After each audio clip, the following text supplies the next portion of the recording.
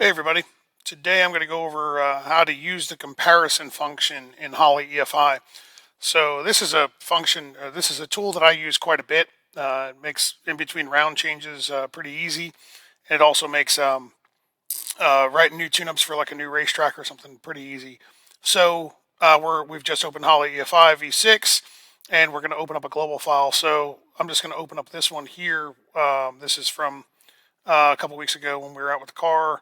And this was World Cup Finals Wednesday off the trailer. So hit open. Here's our global file. So you see it says it right up there, right? Now this is the comparison function right here. So click comparison. I've turned off a warning. Usually when you turn this on, you'll have a warning that turns up and says, hey, be really careful with this because you can blow your stuff up. What we're doing here is we're going to compare our global file that we have open right now to something else. So click on open compare number one. And this is one of the reasons why I harp on file management, so that we can always reference back to other global files or changes that we've made. So if we scroll down here, we're looking at World Cup Finals Wednesday off the trailer, which is this one. So let's look at test 2, right? So here's test 2, and then hit open. Now, if you notice, you can have up to 4 different global files. So we'll open up another one here. Let's look at SCT Friday night testing. And let's go to test 3 and then hit open. Okay. So now we can bounce back and forth between these 2 different global files to compare to, right? So if you look over here on the left-hand side, everything that is dark colored, right, or highlighted, is what's different, right? If we look here, notice that we've got a couple of others that popped up that were different, right? So an advanced table is different, I/O, boost, transmission, system fuel, and then the global is because of the global file name usually. So let's see the config name. So when you open this and you expand this, it'll highlight what is different here as well, right? So if you wanted to just look at whatever's different, you can click this box here. It says show differences only, and now it'll only bring you up the stuff that is actually different. So anyway, we came out, off the trailer, World Cup Finals on Wednesday, and all this stuff in here that's already in the global file is what we ran, right? So let's see what we changed, and basically what we're doing is I'm showing you stuff that has already been changed, but typically what you would do is work backwards, as in you've got a global file and you would refer back to a tune-up that worked really well, right?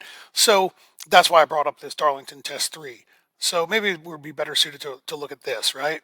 So we know that 10-14 Darlington Test 3 was a great day, or what, I mean, talking theoretically here, but this was a good pass and we know it ran whatever ET we were after, right? So let's look at how our boost curve was set up. So this is a turbo combo. So if you click here at boost, what's different? So setup and boost versus time is different. So if we look at setup, what was different? Well, none of this stuff changed, right? Our master enable input, none of that stuff changed, but our launch target changed. So here's our comparison, right? So our base global file, which is the one that we're in, we were launching at 9 pounds of dome pressure. If we click on boost ICF, we're in boost setup, launch input target is 9 psi, okay? So comparison, we come back over here to launch target, and it's 10 psi.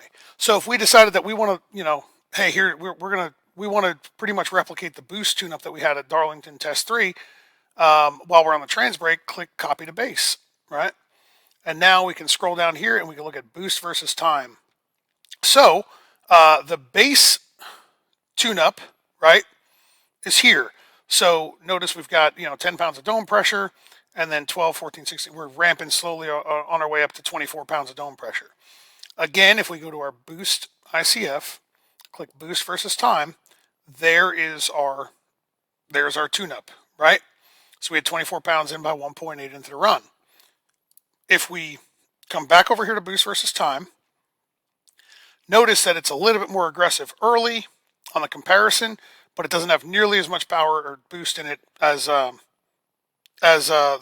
base folder, right? So you can change a couple different table values as well. So if you look, this is the delta, this is the difference, right? So here's our base, and then here's a comparison. The comparison is 1 pound of dome pressure higher here, 1.8, 2.6, and then it gets to a point where it's lower, right?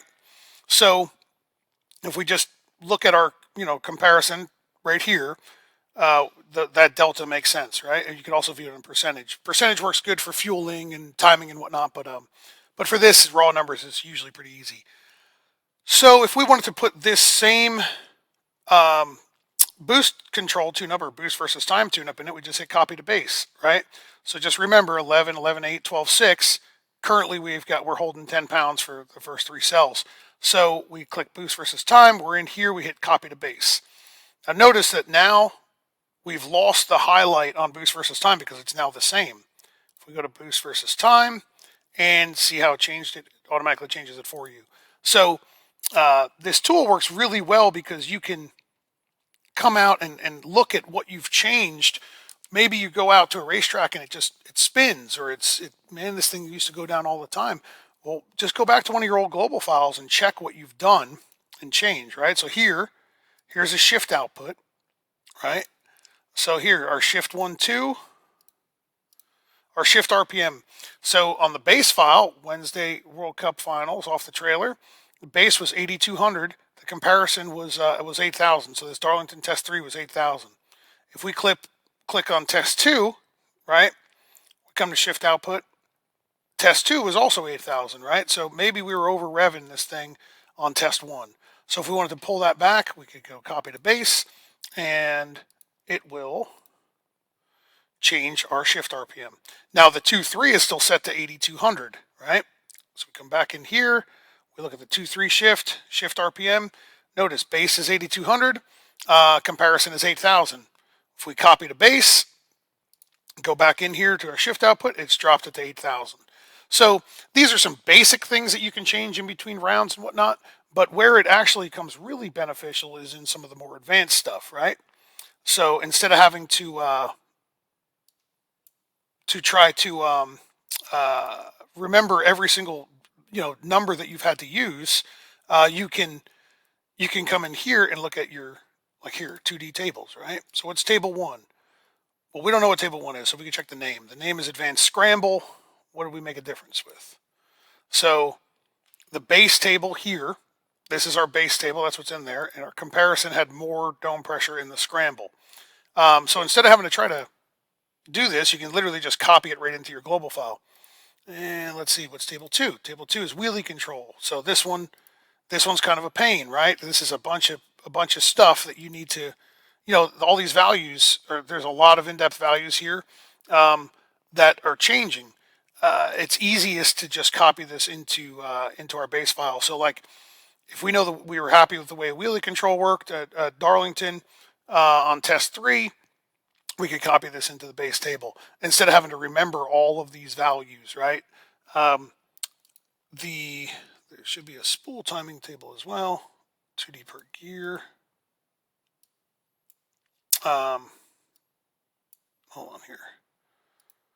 There we go, 2D per gear, table 3, gear 1. So there we go. So this is spool timing, right? So notice we've got a different axes on these as well, right? So the base here, right? Here's what's in the computer right now, right under this global file. But then our comparison has got different axis values, different the different amounts of timing. So it's a little different. It's a little difficult to remember, exactly what you did. So just use your comparison folder or function and drag it into the new global file that you're working on. So then we can just say copy to base, and again, it gets rid of that highlighted area, so we know that that's all the same. So you can do it with fuel, you can do it with timing, you can do it with anything that's a difference. If we click here at WCF, now we just changed a whole bunch of stuff over to Darlington Test 3.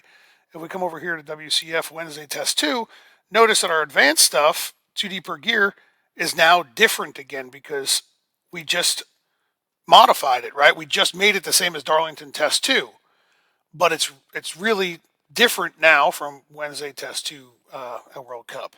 So hopefully this gives you all a good explanation on how to do this and how to do it rapidly in between rounds. It makes a big difference when you save the names of all your global files accurately and you can recall what they are, and what the kind of the tune-up was. So hopefully this helped y'all. Have a good one.